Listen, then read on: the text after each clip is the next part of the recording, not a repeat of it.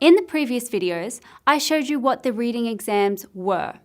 Now I'm going to share with you my top tips on how to get a good score. I believe there are 4 main ways to improve your reading. The first tip is time management. You need to learn to evaluate how long it takes you to understand English and understand the writing in front of you. You need to get quicker and quicker every time you practice the exam. We're going to go through those details a little bit more. The second tip is reading skills. Learn to read quickly through skimming, scanning, and close text reading. The third tip is get better vocabulary. There are loads of ways you can do this, and we're going to go into those details later. My fourth and final tip is think logically.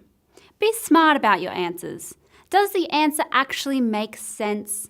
Let's look at number 1 first. Time management. Well, this is a good skill to have just for general life, really. And it applies here in IELTS. Reading and writing are the only areas in the test where you have to manage your own time. You won't be able to read the whole text carefully. It's wise to find specific words and read the text either side of those words. Now let's look at number 2. Learning to read is generally very important. First, start reading newspaper articles or magazines. You need to learn to read with a purpose though. If you just read because you have to, it's very hard to improve and motivate yourself. When you have motivation behind what you read, you actually improve. It's a bit of a psychological thing. Grab a newspaper or pick an article from the internet and write an opinion piece using the same words as the article. If you're not familiar with the words, and the same goes with the practice tests, that's totally okay. Now is the time for you to learn. Get a small notebook and start writing down all these new words that you're learning. It might help to write what the meaning of the word is next to them. This can also help you with your writing. Now, the next step is we need to speed your reading skills up. Why? Well, it's important to read faster. You only have a very short amount of time. Every time you read a newspaper article, check how long it took you. Put a timer on your phone. The next time you pick up a similar sized article, and see if you can beat the time by 1 minute.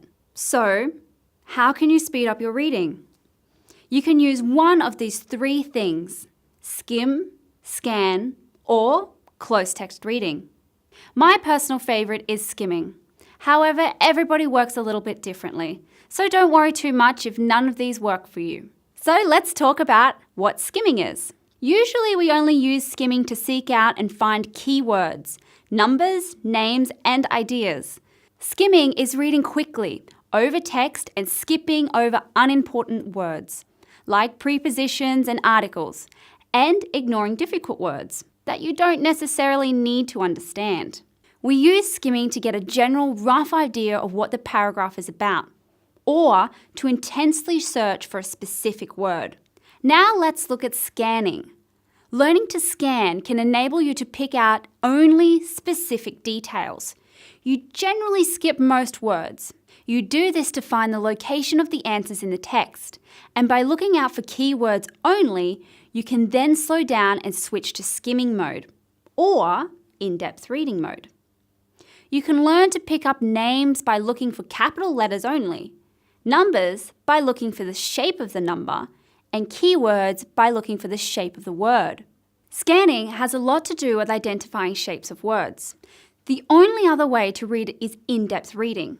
This style of reading is the most time-consuming, as you will need to read every word and every sentence fully and individually. You don't need to start off with in-depth reading. Use it only when you have located your key words. I suggest reading 2 lines before and after your key words. Paragraphs have main ideas and supporting ideas.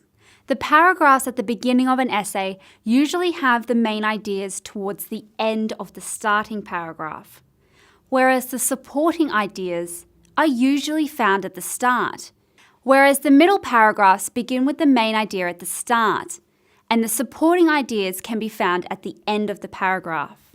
Another important part of learning to read is parallel phrases. Parallel phrases are phrases that are expressed differently. but have the exact same or similar meaning. You will need to learn to spot these phrases because it's very common, especially in the yes, no, and not given questions. For example, I like to ski could be found in the text as skiing is enjoyable. Practice matching up words that are different with similar meanings as well. Now, the third step to improving your IELTS reading score is pretty much getting better vocabulary. You need to pretty much read a lot. Once you leave school, you don't have anyone pushing you to learn. So you need to develop ways to input extra words into your brain. You need to develop a habit of reading every day or every couple of days. Aim to read at least one news article a day. And keep it up. Create a habit. You can also look at reading high literature. This means you will be reading advanced pieces of writing, such as non-fiction books, topics like religion, science, or politics, as well as business newspapers. This generally is pretty hard, but it's challenging, which some people absolutely love. Sometimes going in the total opposite direction, such as fashion blogs or reviews, will give you a pretty good understanding of everyday words, so you develop a well-rounded vocabulary. When you see a word you don't recognize or you're a little bit unfamiliar with, don't skip over it impatiently, concentrate on that word. Try to identify it and take your time to see if you can remember it off the top of your head in the future. If not, write the word down and look it up in the dictionary. Another thing I want you to try is to use a thesaurus. This will allow you to see other words that have similar meanings. I would also like you to try some fun games around words, such as word puzzles like Find a Word or crosswords. I have found with a lot of my students that just writing down and identifying new words is not going to help you 100%. You must also use the words. This is where these tips help with writing as well. So we will cover more tips on writing vocabulary in the writing videos.